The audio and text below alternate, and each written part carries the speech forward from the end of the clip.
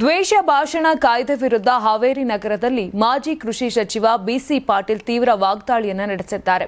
Cooker bomb ಇಟ್ಟವರನ್ನ ಸಹೋದರರು ಅಂತ ಹೇಳ್ತಾರೆ, ಅವರೆಲ್ಲ ಭಾಷಣ ಮಾಡೋದಿಲ್ಲ, ಬಾಂಬ್ ಹಾಕ್ತಾರೆ ಅಂತ ಕಾಂಗ್ರೆಸ್ಸಿಗರ ವಿರುದ್ಧ ಗುಡುಗಿದ್ದಾರೆ. ಟೀಕೆ ಟಿಪ್ಪಣಿಗಳನ್ನು ದ್ವೇಷ ಭಾಷಣ ಎಂದರೆ ಹೇಗೆ? ಮೋದಿಯವರ ಬಗ್ಗೆ ಇವರೆಲ್ಲರೂ ಮಾತನಾಡ್ತಾರೆ, ಇದೆಲ್ಲ ಅವರಿಗೆ ಪ್ರಚೋದನೆ ಭಾಷಣ ಅಲ್ವಾ ಎಂದು ಪ್ರಶ್ನಿಸಿದ್ದಾರೆ. ಹಿಂದೂ ಪರ ಸಂಘಟನೆ ಹತ್ತಿಕ್ಕುವಂತ ದೃಷ್ಟಿಯಲ್ಲಿ ಇಂತಹ ಕಾಯ್ದೆಯನ್ನೆಲ್ಲ ಮಾಡ್ತಿದ್ದಾರೆಂದು ಗುಡುಗಿದ್ದಾರೆ.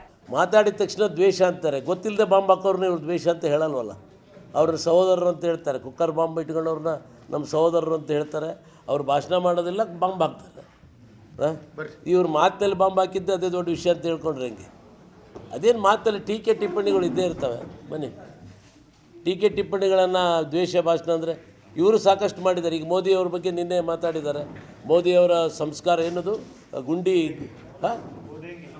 ಹಾಂ ಯಾವ ರೀತಿ ಕೆಟ್ಟ ಬತ್ತಿದ್ದು ಪ್ರಚೋದನೆ ಭಾಷಣ ಅಲ್ವಾ? ಒಬ್ಬ ವ್ಯಕ್ತಿಯನ್ನು ತೇಜೋವಧೆ ಮಾಡೋಂಥದ್ದಲ್ವಾ? ಅವರು ಅದೇ ಕೆಲಸ ಮಾಡ್ತಾಯಿದ್ದಾರೆ ಇವತ್ತು.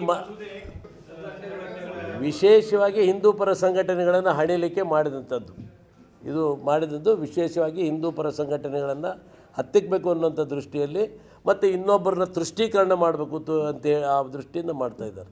ಯಾರಾಗ್ತಾರೆ ಎಂಎಲ್ಎ ಅಭ್ಯರ್ಥಿ 2028 ಶೀಘ್ರದಲ್ಲೇ. ಪ್ರತಿದಿನ ಒಂದೊಂದು ಕ್ಷೇತ್ರದ ಟಿಕೆಟ್ ಆಕಾಂಕ್ಷಿಗಳ ಸಂಪೂರ್ಣ ಮಾಹಿತಿ ಪೊಲಿಟಿಕಲ್ ಜರ್ನಲಿಸ್ಟ್ KM ಶಿವಕುಮಾರ್ ಅವರಿಂದ. ಕರ್ನಾಟಕದ ನಂಬರ್ 1 ಡಿಜಿಟಲ್ ಮೀಡಿಯಾ ನಿಮ್ಮ ನೆಚ್ಚಿನ ಕರ್ನಾಟಕ ಟಿವಿಯಲ್ಲಿ ಮಾತ್ರ.